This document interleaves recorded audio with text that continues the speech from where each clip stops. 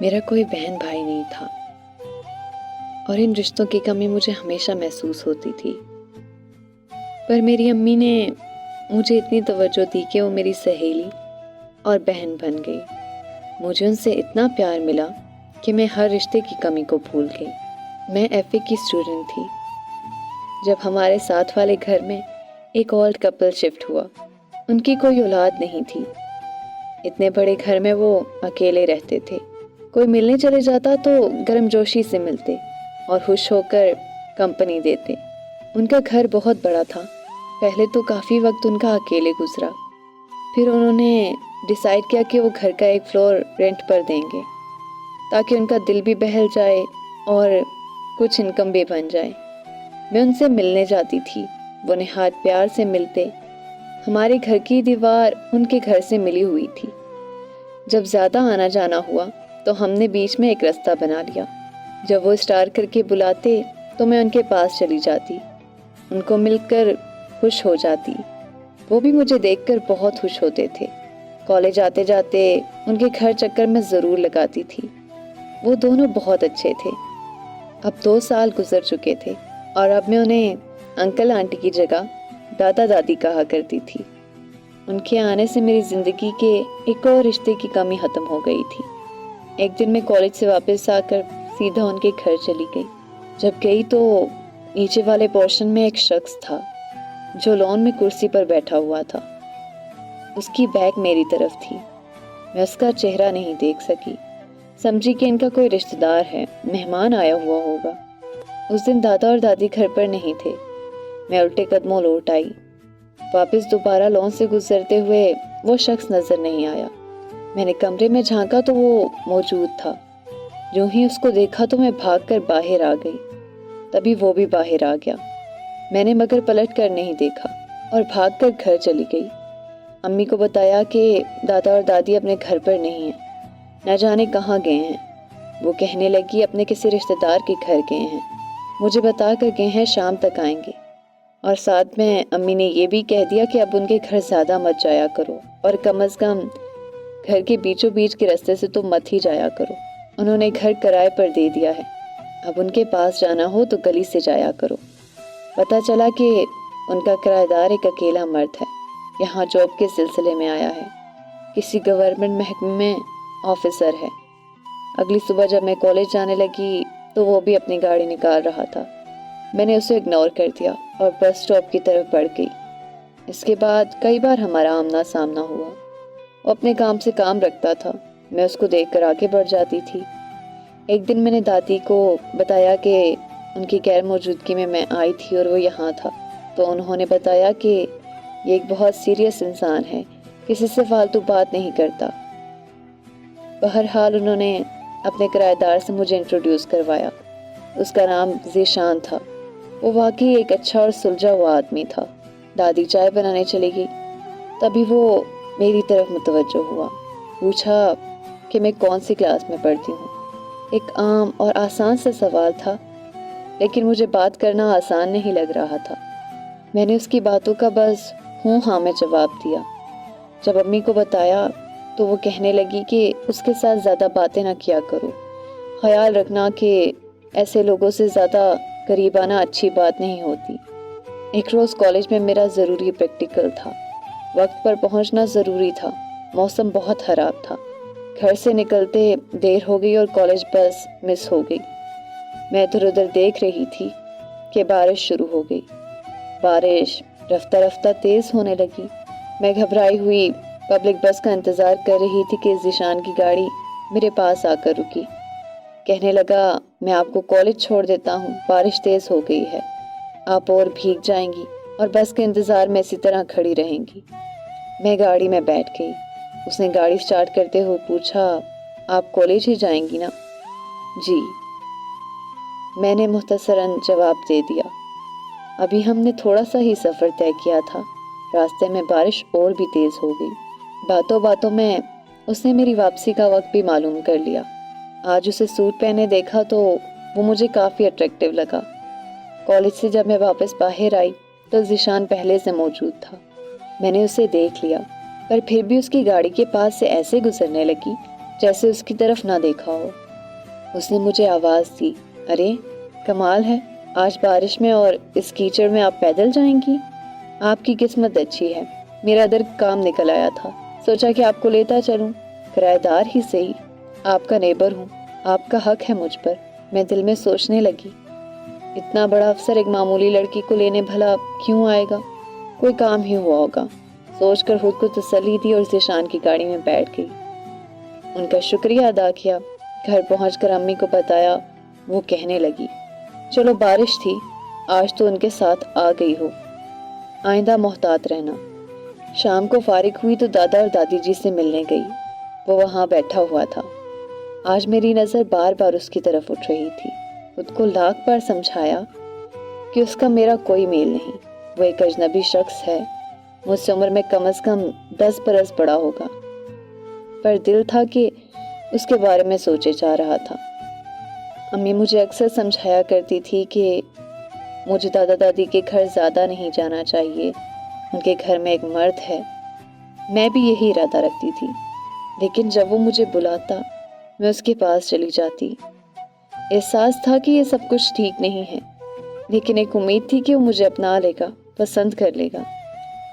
حالانکہ میں جانتی تھی کہ یہ کبھی نہیں ہو سکتا، پھر بھی میں یہی سوچا کرتی تھی۔ ایک دن میں کالج سے نکلی تو وہ مجھے سامنے نظر آ گیا، اپنی گاڑی میں تھا۔ مجھے پیدل بس سٹاپ کی طرف جاتے دیکھا اس نے تو گاڑی میرے قریب لا کر روک لی۔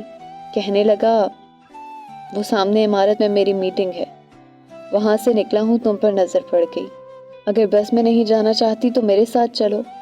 مجھے ماں کی بات یاد آ گئی، اجنبی سے زیادہ ملنا جلنا ٹھیک نہیں، تبھی سوچ میں پڑ گئی۔ اس نے میری طرف دیکھا اور کافی دیر تک دیکھتا رہا۔ اس کا اس طرح دیکھنا مجھے پریشان کر رہا تھا۔ میں بے چین ہو گئی تھی، مجھے لگا جیسے وہ میری بے چینی کو انجوائے کر رہا ہے۔ اچھا ٹھیک ہے، میرے ساتھ نہیں جانا تو پیدل جاؤ۔ میں نے تو احلاقاً گاڑی روکی تھی۔ یہ کہہ کر اس نے کار آگے بڑھا دی۔ تبھی میں اپنی سوچ کے گہرے بھنور سے نکلی اور اشارے سے اسے رکنے کو کہا۔ اس نے گاڑی روک کر دروازہ کھول دیا۔ میں اس کی برابر والی سیٹ پر بیٹھ گئی۔ جب ہم ایک ریسٹورنٹ کے سامنے سے گزرے، وہ بولا کہ اسے بھوک لگ رہی ہے، صبح ناشتہ نہیں کر پایا، اگر تھوڑا سا کچھ کھا لیں تو مجھے کوئی اعتراض تو نہیں۔ وہ گھر سے باہر رہتا تھا تو کھانا گھر سے باہر کھاتا تھا۔ میں چپ رہی۔ اس نے گاڑی ریسٹورنٹ کے سامنے روک دی، کہنے لگا، ہولا بی بی اتر آؤ، تھوڑا سا کھا پی لیتے ہیں۔ اب مجھے اس کے ساتھ جاتے ہوئے عجیب لگ رہا تھا، منع کرتے ہوئے بھی لحاظ آ رہا تھا، نہ چاہتے ہوئے بھی میں اس کے ساتھ چلی گئی۔ یہ میری زندگی میں پہلا موقع تھا کہ میں اس طرح کسی کے ساتھ ریسٹورنٹ میں آئی تھی۔ اس نے کھانے کا آرڈر دیا۔ وہ کھانا کھاتے ہوئے باتیں کرتا جا رہا تھا۔ اس نے کہا، ہولا تم بہت اچھی لڑکی ہو، بہت معصوم ہو۔ میں جانتا ہوں تم آج کل کی سوسائٹی کی برائیوں سے دور ہو، ہمیشہ ایسے ہی برائیوں سے دور رہنا۔ جب موقع ملے کسی اچھے انسان سے شادی کر کے وقت پر گھر بسا لینا۔ اور میں تمہیں یہ نصیحت کر رہا ہوں، فضول کاموں میں اپنا وقت ضائع مت کرنا، اپنی پڑھائی پر توجہ دو، اپنے پیرنٹس کا ہمیشہ خیال رکھو۔ میں خاموشی سے اس کا لیکچر سن رہی تھی۔ جو باتیں اس کے منہ سے سننا چاہتی تھی، ان میں سے ایک بھی بات اس نے نہیں کہی۔ پھر بھی میں اس کے خواب دیکھنے لگی۔ خود ہی سے یہ سمجھ لیا تھا کہ اس کی نصیحتوں کا مطلب ہے وہ مجھے اپنانے والا ہے، ورنہ ایسی نصیحتیں کیوں کرتا؟ ہمیشہ ماں باپ کا خیال رکھنا، اسے بھلا میرے ماں باپ سے کیا؟ اس کے بعد میں ہر وقت اس کے بارے میں سوچنے لگی، خیالوں میں اس سے باتیں کرتی۔ اظہار محبت تو بہت دور کی بات ہے، اس نے تو کبھی لگاؤ کا ذکر بھی نہیں کیا مجھ سے۔ میں تھی کہ جسے کسی حقیقت کا خیال ہی نہیں تھا۔ یہ ضرورت بھی نہیں محسوس کی کہ دادا دادی سے اس کے بارے میں پوچھ لوں، کون ہے، کہاں کا رہنے والا ہے، شادی شدہ ہے یا ان میرڈ ہے۔ میری آنکھوں پر تو اس کی محبت کی پٹی بندی تھی۔ میں اس کا اصلی روپ نہ دیکھ سکی اور دیکھنے کی کوشش بھی نہیں کی۔ میں تو بس اس کی ہو جانا چاہتی تھی۔ جب بھی میرا ذیشان سے سامنا ہوتا، وہ پہلی بات مجھ سے یہی پوچھتا، پڑھائی ہو رہی ہے نا؟ دل لگا کر پڑھنا، ٹھیک ہے؟ دیکھو اپنی پڑھائی کو کبھی مت چھوڑنا، یہ ایک ایسی چیز ہے جو ہمیشہ تمہارے کام آئے گی۔ تبھی میں سوچتی کہ یہ بوڑھے لوگوں کے ساتھ رہ کر بوڑھی روح ہو گیا ہے۔ میرا BA کمپلیٹ ہو گیا۔ ذیشان کو پتہ چلا، وہ خوش ہوا، مٹھائی لایا اور سب کو دی۔ اس کی یہی باتیں تھیں جنہوں نے مجھے دیوانہ بنا رکھا تھا۔ اب میں نے یونیورسٹی میں ایڈمیشن لے لیا اور یونیورسٹی جانے لگی۔ ایک دن اس نے مجھے کیک لا کر دیا۔ یہ میرا برتھ ڈے کیک تھا جو ہم نے دادا دادی کے گھر کاٹا۔ یوں کہہ لیں کہ ہم نے چھوٹی سی برتھ ڈے سیلیبریشن کی تھی۔ پھر میں نے اس سے پوچھ لیا کہ آپ کو کس نے بتایا کہ آج میرا برتھ ڈے ہے؟ اس نے کہا، تمہاری یونیورسٹی کے ایڈمیشن فارم فل کرتے ہوئے تمہاری ڈیٹ آف برتھ دیکھ لی تھی، سوچا کہ تمہارا کوئی بہن بھائی نہیں ہے، کس کے ساتھ برتھ ڈے سیلیبریٹ کرو گی، اس لیے میں نے تمہاری برتھ ڈے سیلیبریٹ کرنی چاہیے، اس لیے سوچا کہ ہم ہی اس کمی کو پورا کر لیتے ہیں۔ اس روز تو مجھے یقین ہو گیا کہ ذیشان کو مجھ سے محبت ہے۔ تبھی میرے منہ سے نکل گیا، ایسے برتھ ڈے سیلیبریٹ کرنے کا کیا فائدہ، عمر بھر ساتھ دے سکیں تو بات کریں۔ وہ سمجھ گیا۔ تب اس نے کہا، کل میرے ساتھ تھوڑی دیر باہر چلنا، تمہیں سب کچھ بتاؤں گا۔ اگلے روز میں کالج سے نکلی، وہ گاڑی لیے میرا ویٹ کر رہا تھا۔ میں کار میں بیٹھ گئی، مجھے ایک پارک میں لے گیا اور کہنے لگا، خولا جانتی ہو میں تمہیں یہاں کیوں لایا ہوں؟ یہ بتانے کے لیے کہ میں شادی شدہ ہوں، 2 بچوں کا باپ ہوں، بڑی مشکل سے اپنی فیملی سے دور رہ رہا ہوں اور اپنے ٹرانسفر کی کوشش بھی کر رہا ہوں کہ گھر کے نزدیک چلا جاؤں۔ دیکھو میرے لیے تم کسی اور خیال کو اپنے دل میں جگہ مت دینا۔ یہ میں تم سے اس لیے کہنا چاہتا ہوں کہ تمہیں بعد میں کوئی پچھتاوا نہ ہو۔ جلد ہی میرا ٹرانسفر ہو جائے گا، میں یہاں سے چلا جاؤں گا، شاید پھر ہماری کبھی ملاقات بھی نہ ہو سکے۔ تم اگر کچھ ایسا سوچ رہی ہو کہ میں تمہیں پسند کرتا ہوں یا ہماری شادی ہو سکتی ہے تو یہ ممکن نہیں ہے۔ میں تمہیں پسند ضرور کرتا ہوں، تمہاری عزت کرتا ہوں، تمہاری پرواہ ہے مجھے، پر زندگی میں ہمدردی کے لیے بہت سے اور رشتے ہوتے ہیں۔ ضروری نہیں کہ ہر بار محبت ہی ہو۔ تم سے میری شادی نہیں ہو سکتی کیونکہ میں اپنی فیملی سے بہت پیار کرتا ہوں، اور تم سے اب آخری بات یہی کہتا ہوں کہ کبھی اپنی پڑھائی مت چھوڑنا۔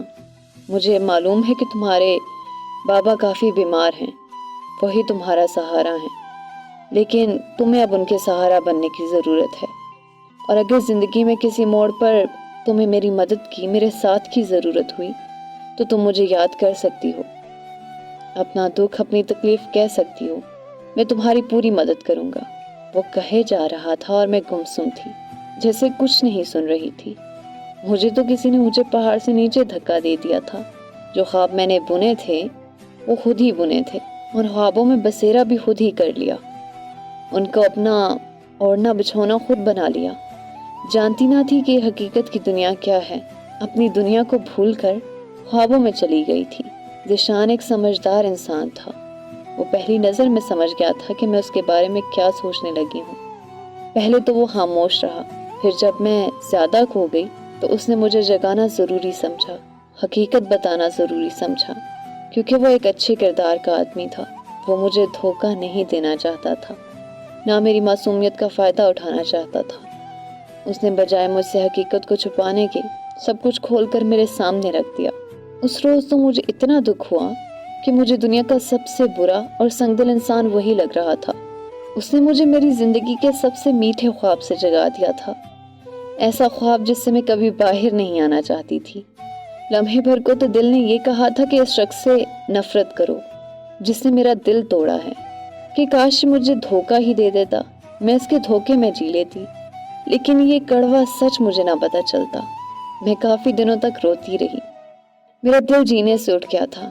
جانتی تھی کہ ذیشان میرے دکھ کو محسوس کر رہا ہے، لیکن اس نے مجھ سے منہ موڑ لیا، میرے غم کو نہ بانٹا، اور وہ اپنے ٹرانسفر کی کوشش کرنے لگا، ہمارے شہر سے چلا گیا۔